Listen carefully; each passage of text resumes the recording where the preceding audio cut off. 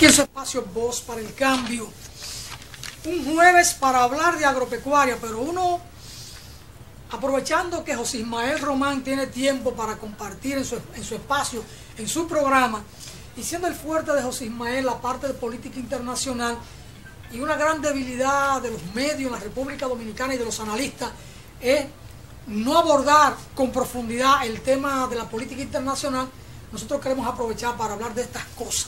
Y hay temas de política internacional que de alguna manera nos bordean, nos tocan, porque somos parte del concierto de naciones del Caribe, de América Latina y del mundo. Hay un tema, el migratorio, que nos atañe, que nos corresponde a nosotros, porque también tenemos dificultades migratorias nosotros, con una población nuestra que emigra y con una población que inmigra hacia acá, y entonces ahí hay su dilema, sus discusiones. Pero en el caso de Estados Unidos, los últimos días hay una seria discusión con el tema migratorio. A tal punto, la política migratoria del presidente norteamericano está siendo muy cuestionada, no solo desde fuera, sino internamente en Estados Unidos. 17 estados de los Estados Unidos entablaron ayer una demanda para obligar al gobierno del presidente Donald Trump a reunificar a familias migrantes que han sido separadas en la frontera con México. Los estados, entre los cuales están Washington, Nueva York y California, se unieron a la municipalidad de Washington, D.C. Distrito Central, para presentar la demanda en un tribunal federal en Seattle. Pero incluso el fiscal general de New Jersey dice que separar familias es cruel. Así de simple, lo dice él. Y entonces sigue un poquito más duro en el criterio. Al parecer, el gobierno emite políticas contradictorias todos los días, basadas en justificaciones nuevas y contradictorias. Pero nosotros no podemos olvidar, dice el fiscal general de New Jersey, de nombre Gurvin Grewal, no podemos olvidar las vidas de personas reales cuelgan en la balanza. Aquella sociedad interesante, la norteamericana, a pesar de que enarbola y usa una política del gran garrote, hacia adentro hay cuestionamiento. Aquí, ¿qué fiscal se atreve a contradecir un discurso o una política del presidente de la República? Aquí en estos gobiernos bananeros que tenemos. Sin embargo, allí, y a Donald Trump, desde que llegó ahí, desde la justicia y desde la Suprema Corte de Justicia, le han estado doblando el brazo. Y fiscales en diferentes estados que se han plantado en 8 frente a la política y a los discursos de Donald Trump. Entonces, eso es interesante. Aquí en el país se ha estado celebrando un cónclave sobre el tema migratorio en Punta Cana, en Bávaro, en la 46ª reunión ordinaria de la Comisión Centroamericana de Directores y Directores de Migración. Y ahí están. Y también está todo el tema migratorio en manos de aquí de expertos, y sobre todo la funcionarios públicos que tienen que ver con el tema, y la gente de la FAO, del Fondo de Población de las Naciones Unidas, que coordina Sonia Vázquez aquí en el país. Creo que Sonia Vázquez Almonte, una amiga nuestra. Bueno, es un tema que está ahí, muy actual, no solo en República Dominicana, con los dilemas que tenemos, unas contradicciones muy serias. También está en Estados Unidos, pero también está en Europa, con toda la población que hoy se mueve. A mayor profundidad la crisis económica en los diferentes continentes y pueblos del mundo, mayor es la movilidad de las poblaciones. Entonces, mayores las contradicciones, mayores los desafíos, mayores los dilemas y las contradicciones. José Ismael, el tema, sí, una visión global del tema migratorio. Ya, saludos. Te planteo muchas cosas ahí, sí, pero para darte pero espacio, es el ¿no? tema migratorio, en definitivo. Saludos a los amigos y amigas en todas partes, los amigos de Boston que nos ven también de forma diferida, Nueva York, por aquí aprovechamos para hacerle llegar su salud. Mira, el problema no es solo de República Dominicana, el mundo, hablo de Estados Unidos, que es el centro ahora mismo de esta situación. Vamos a reiterar a los amigos y amigas la importancia que tiene este tema.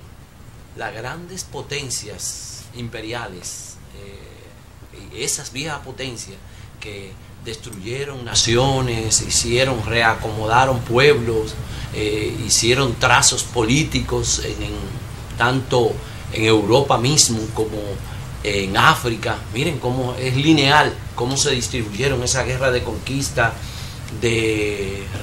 por repartirse espacio y de control.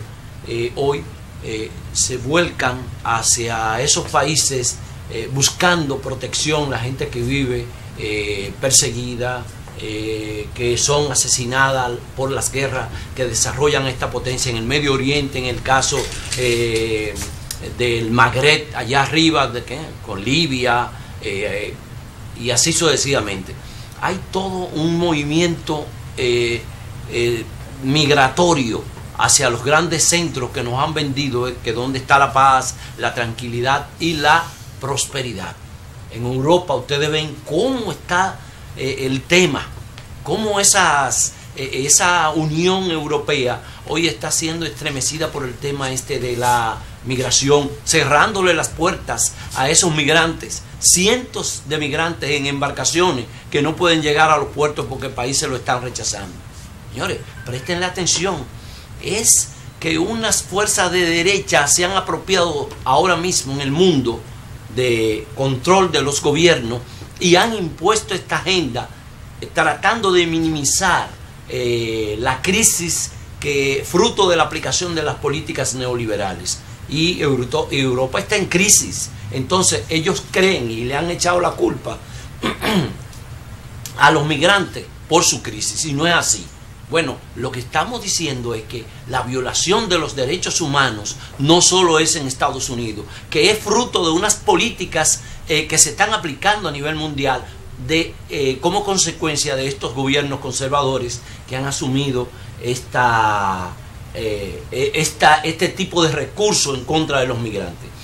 En el caso de Estados Unidos, que nos venden que es la panacea de la democracia y que todo debemos mirar hacia allá, señores, es increíble. No es un problema de Donald Trump, Donald Trump es un tipo, si usted quiere decirle, maniático, cerrado, que está aplicando unas políticas, pero eso obedece a grandes intereses también, que no quiere esos migrantes allá, que lo quiere en sus países donde ellos puedan vender su mano de obra barata, eso es ahí. Y además la misma crisis que vive Estados Unidos.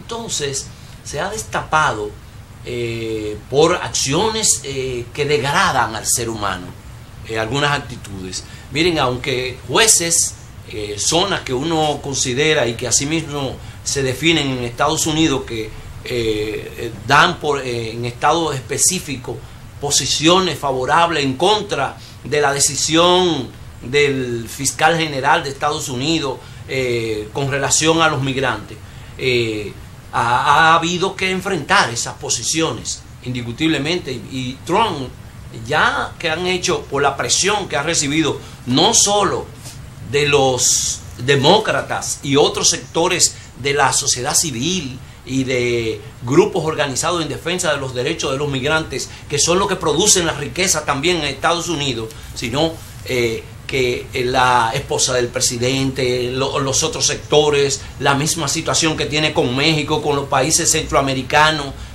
porque son los mayores aportadores de migrantes hacia Estados Unidos en el caso de nuestro continente.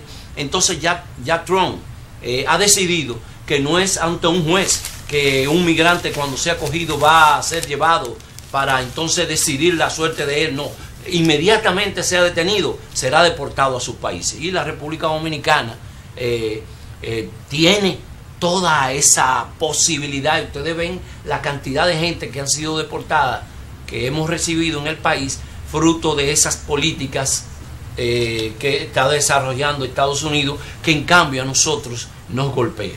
Los países centroamericanos, que son de los mayores exportadores o que llevan la mano de obra a Estados Unidos, en el caso de los migrantes ahora por México, aquí en el país se están reuniendo y han decidido algunas cosas con relación a defender las políticas migratorias, defender los derechos humanos, y eso debe servirnos a nosotros.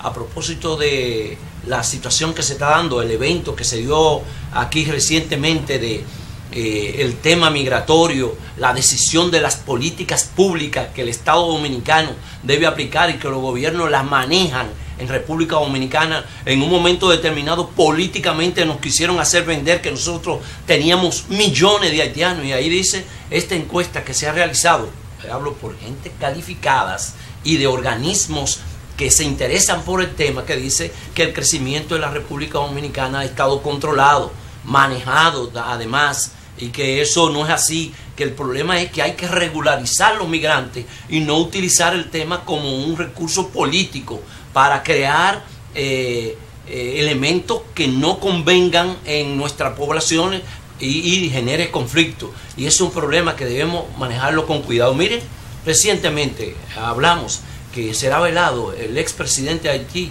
Henry Namphy, un general haitiano, que vivió todos sus últimos tiempos aquí, y su familia está aquí, en República Dominicana. Claro, a eso no lo tocan, a los millonarios haitianos.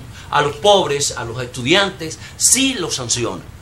Entonces, cosas como estas se dan en nuestro país, y qué bueno que nosotros nos veamos en esa situación para tener un trato diferente hacia los migrantes. No estoy hablando solo de los haitianos, hacia los migrantes. Lo único que hay que es aplicar las políticas públicas con relación a la migración, y tanto interna como externa.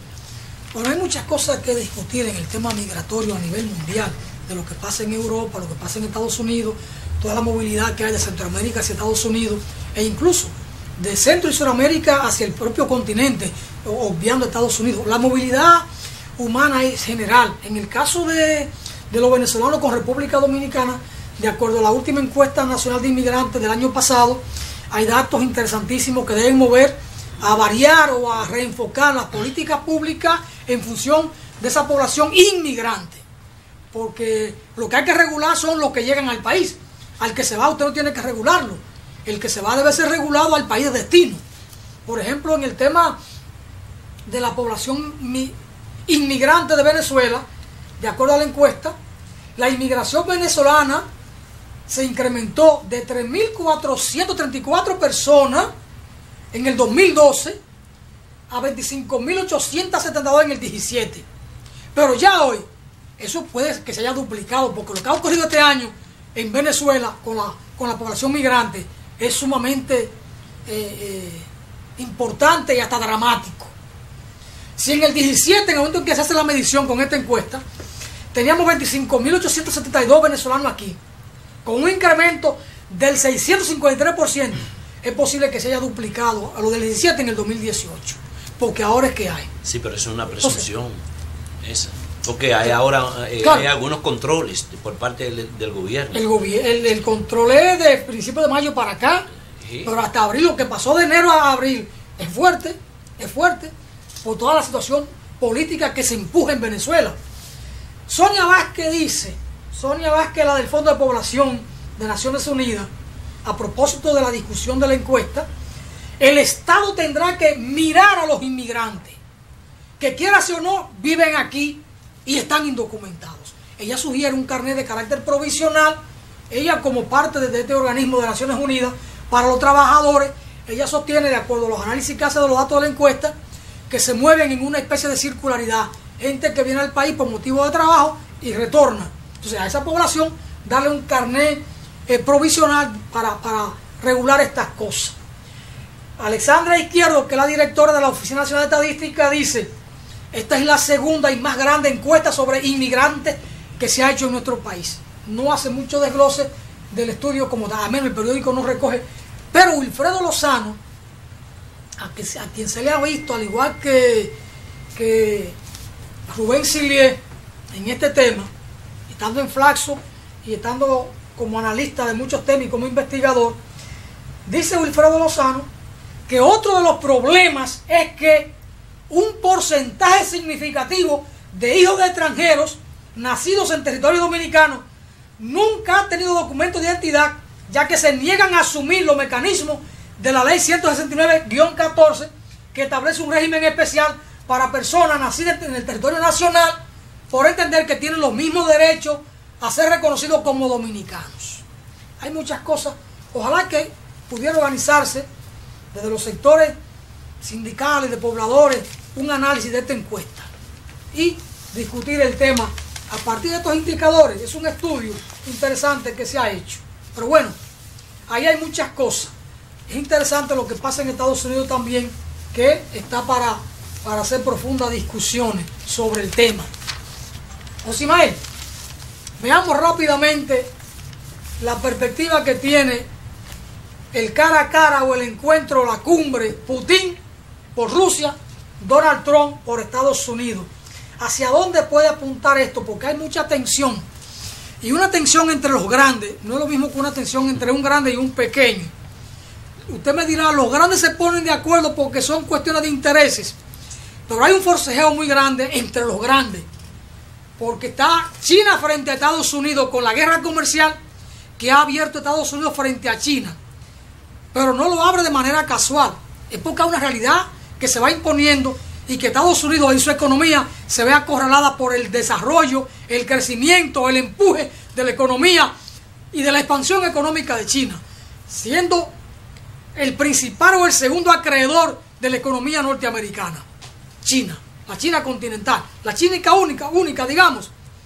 Y está el tema de Rusia frente a Estados Unidos y la reacción de Estados Unidos frente a Rusia, que han querido y han arremetido contra Putin y contra Rusia desde la Unión Europea y desde Estados Unidos. Esta cumbre, ¿hacia dónde apunta? Usted me dirá que los grandes se ponen de acuerdo. ¿Hasta dónde es verdad? ¿Hasta dónde es una media verdad? No, es así. Mira, si tú no tienes con qué devolver, no provoques al otro. Una acción trae una reacción. Y eso sucede. En este caso, Estados Unidos está reaccionando, tratando de contener daños, si así se pudiera decir, daños, porque en este momento ya no es unipolar el mundo, sino que hay una multipolaridad, no solo desde el punto de vista militar, también económico, sin negarle el papel a la principal potencia que siguen siendo los Estados Unidos. Eso es así. Entonces, la guerra no solo se da en el plano militar, en el plano político y en el plano económico. Y estos son fundamentales. Y aquí hay una guerra también por los mercados.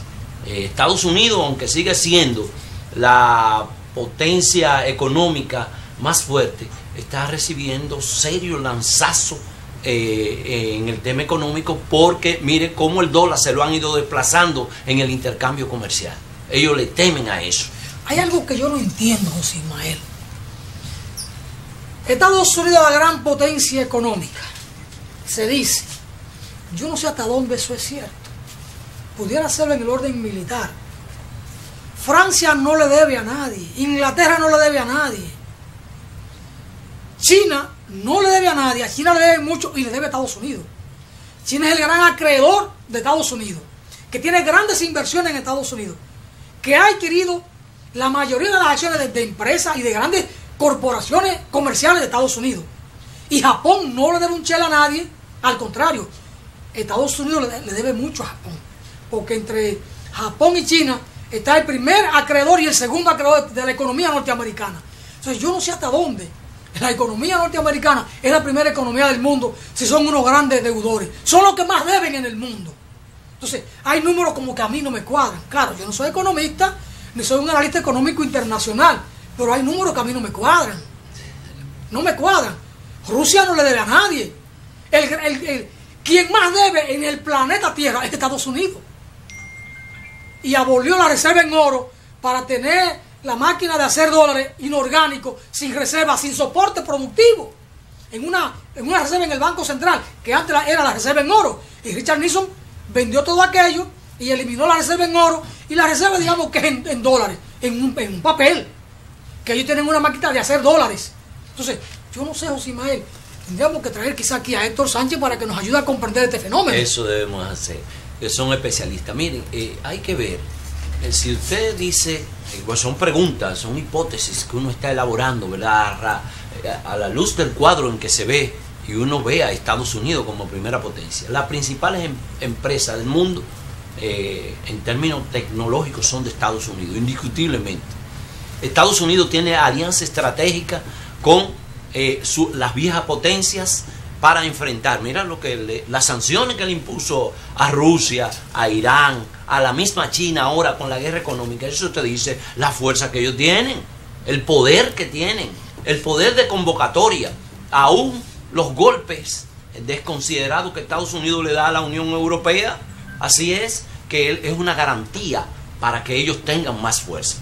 Entonces, como tú dices, los grandes se ponen de acuerdo. Estados Unidos estaba defendiendo ahora en el encuentro del G7, diciendo Donald Trump, esto no debe ser el G7, debe ser el G8 y debemos regresar a Rusia aquí. Pues ellos son coherentes, eso no son políticas como nosotros que lanzamos una decisión para resolver ahorita. No, no, son cosas a largo plazo. Hay un grupo de gente que vive pensando, es por aquí que vamos.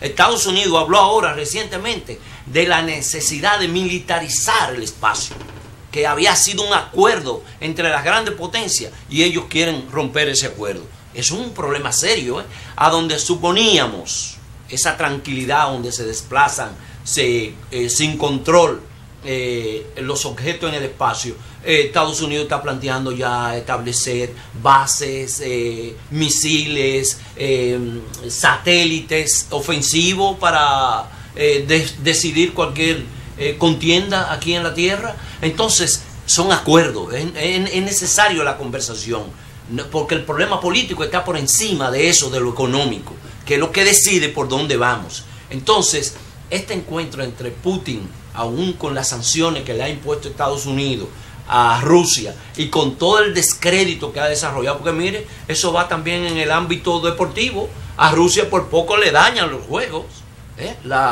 esa vieja potencia, y Estados Unidos le hicieron y le han desarrollado campañas de descrédito en contra de los rusos, unos juegos que se han dado hasta ahora sin grandes contradicciones, problemas serios o uso de estupefacientes o cosas que tenga que ver con problemas. Los hinchas, que son cosas que uno tendrá que preguntarse y hablar con los especialistas en tema deportivo. ¿Por qué los países desarrollados, la gente que tiene un nivel cultural importante, aprovechan el deporte, que es un espacio de esparcimiento y recreación que convoca tantas pasiones para que se enfrente la gente a darse puñetazos, palos, macanazos? No, es increíble. En Rusia ha pasado poco, pero se han dado situaciones. Yo creo que es una salida inteligente de los norteamericanos, de Trump, que no es un inventado, señores.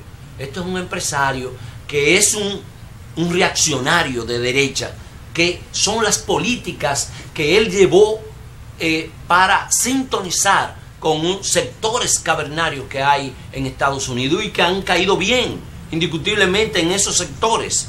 Entonces, ese encuentro entre Putin y Trump puede beneficiar, puede bajar ligeramente las aguas, que ellos se pongan de acuerdo, porque se reparten el comportamiento, los espacios, las acciones. Entonces yo creo que si se da, eso podría avanzar un poco, porque ahora no es el problema militar donde está el centro, aunque sí hay un enfrentamiento, que es en el caso del Medio Oriente, con el caso de Siria, donde los norteamericanos dijeron, nos retiramos, y no se han retirado nada, y siguen apoyando a los terroristas ahí junto a Israel. Entonces ellos están hablando de establecerse con una base allí. ¿Y quiénes están ahí demandados, reclamados por el gobierno sirio? Son los rusos, que están haciendo aporte porque haya paz en esa zona, y eso puede ser un tema de discusión importante en esa cumbre